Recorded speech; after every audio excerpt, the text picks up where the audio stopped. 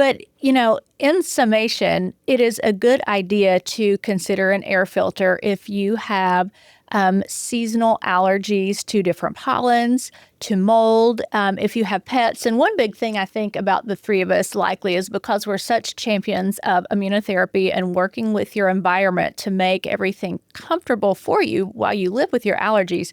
We don't tell people to get rid of our pets. That's not, that's never an option. No. That's old school allergists, right, exactly. Like paternalist. They did that study at Cleveland Clinic about 10 years ago that showed that people would rather get rid of their allergist than their pet. And I totally get that.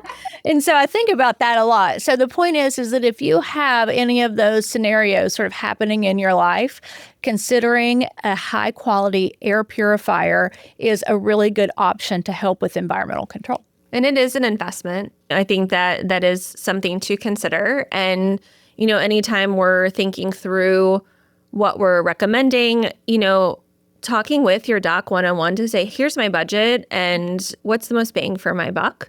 And so again, if you're just dust mite allergic, this is probably not it. Nope. Depending on your symptoms, your goals, your values, and what, if you're someone who's like, I don't care if I have to take an extra Zyrtec that's going to cost me 5 cents, that's fine. That's great as long as you're tolerating it okay. But if you are someone who's like, gosh, I really want to cut down on how much medication I'm using, then we do have to think about air purifiers. We do have to think about immunotherapy and some of these other options that are going to allow for that.